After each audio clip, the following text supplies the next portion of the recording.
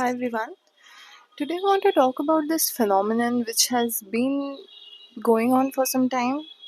It's not going anywhere and it's only on the rise now.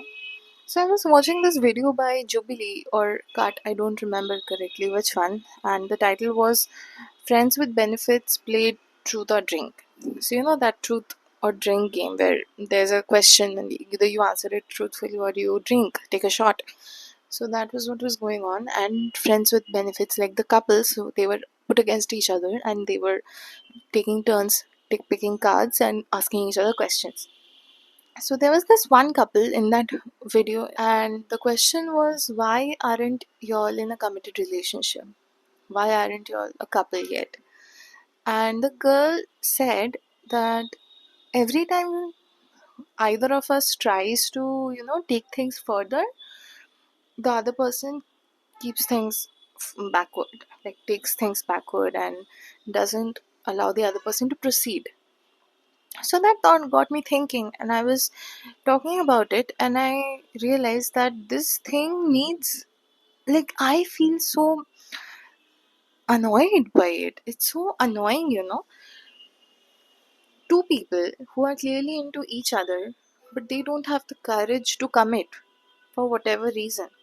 Either it's about, it could be two things. Either they have an inherent problem of commitment, they have an attachment style like that where they cannot commit, they're not anxious attachment or even secure attachment, or there's a social contagion. Nowadays, act a social contagion, act a social influence, an effect because of your surroundings that's everywhere. সেটা প্রত্যেকটা ফেনোমেননে আমরা দেখতে পাচ্ছি, in the rise of over consumption, in dating patterns, in eating habits, clothing habits, everything. Social contagion is everywhere, in identity politics.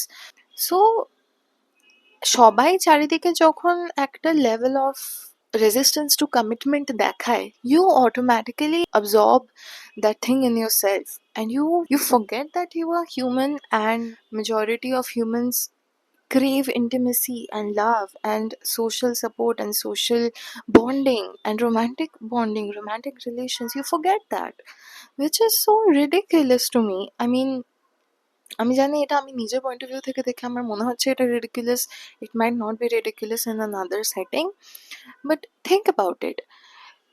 You will do everything with someone you like. You will engage in breadcrumbing, situationships, you will engage in love bombing, you will engage in benching, this and that, but you just won't say that you like them. How come you can dissociate yourself so well? How can you dissociate yourself in the flick of a finger? And there's a moment you like them, but the moment there's another person involved, you don't care, then you go back to liking them. How does that transition really happen?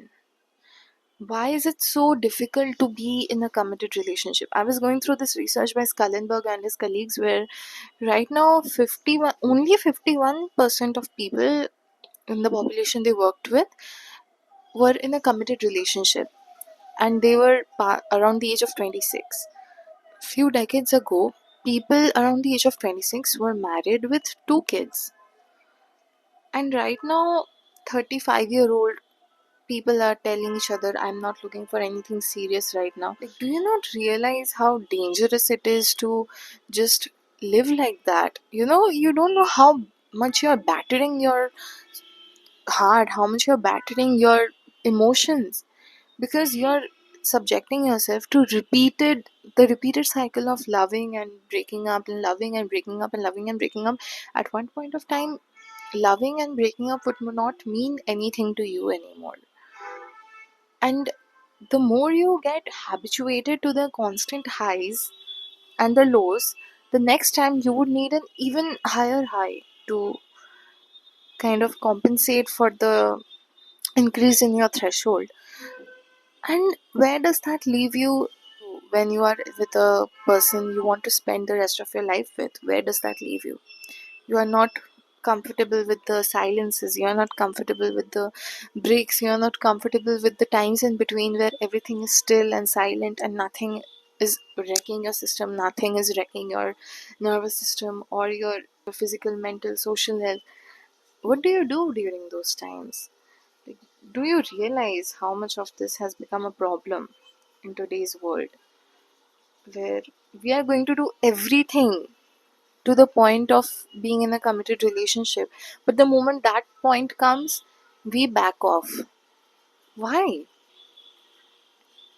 Like, I would like to quote Jordan Peterson here. If you have repeated sexual relations, if you hook up, if you engage in the hookup culture a lot, like a lot, what happens is you tend to become the person who uses people for their own selfish needs and then discards them. And you become what you practice.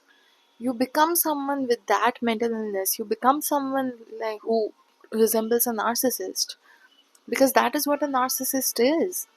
You become a narcissistic person, and that's a disorder.